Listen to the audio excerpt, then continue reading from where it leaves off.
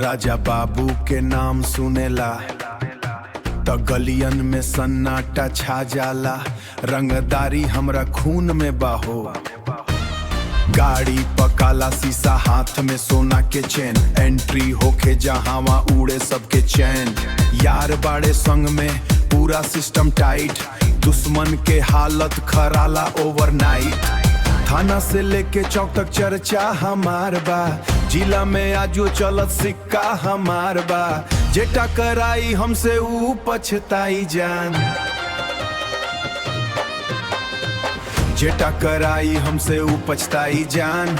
नाम सुन के कापे पूरा शहर इलाकान। रंगदारी चली हो ओ नमवा भारी हो।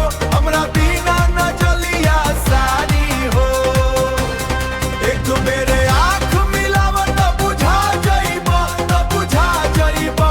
राजा बाबू के पावन सरकारी हो।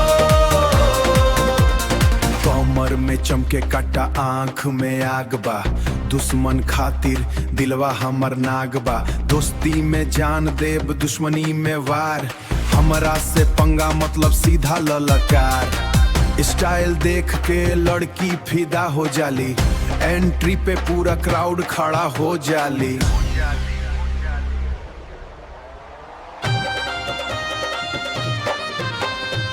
डीजे पे बजे जब नाम हमार हो। पूरा माहौल बन जाला दमदार हो। रंगदारी चली हो ओ नमवा भारी हो। हमरा दम न जलिया सारी हो।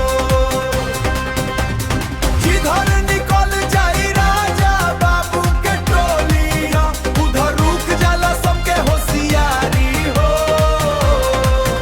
ना डर बा किसी से, ना झुकल जाई। अपना दम पर तू दुनिया हिलावल जाई।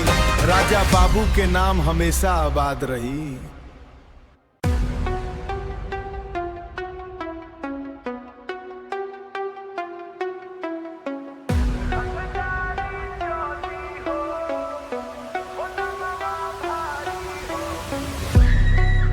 अरे ओहो, राजा बाबू के नाम सुनेला त गलियन में सन्नाटा छा जाला। रंगदारी हमरा खून में बाहो। गाड़ी प काला शीशा, हाथ में सोना के चैन। एंट्री होके जहाँ वहाँ उड़े सबके चैन। यार बाड़े संग में पूरा सिस्टम टाइट। दुश्मन के हालत खराला ओवरनाइट। थाना से लेके चौक तक चर्चा हमार बा। जिला में आजो चलत सिक्का हमार बा।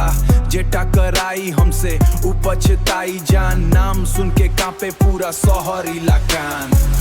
रंगदारी चली हो नमवा भारी हो।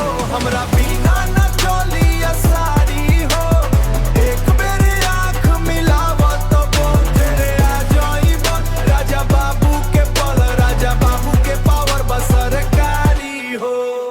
कमर में चमके काटा, आँख में आग बा। दुश्मन खातिर दिलावा हमर नाग बा। दोस्ती में जान देब, दुश्मनी में वार। हमरा से पंगा मतलब सीधा ललकार। दोस्ती में जान देब, दुश्मनी में वार। हमरा से पंगा मतलब सीधा ललकार। स्टाइल देख के लड़की फिदा हो जाली। एंट्री पे पूरा क्राउड खड़ा हो जाली। डीजे पे बजे जब नाम हमार हो। पूरा माहौल बन जाला दमदार हो। रंगदारी चली हो नमवा भारी हो। पूरा शहर में आज तक बजारी हो। पूरा शहर में आज तक बजारी हो। जिधर निकल जाई राजा बाबू के टोली, उधर रुक जाला सबके होशियारी हो। ना डर बा किसी से, ना झुकल जाई। अपना दम पर दुनिया हिलावल जाई। रंगदारी वाला ई गाना याद रही। राजा बाबू के नाम हमेशा बाद रही।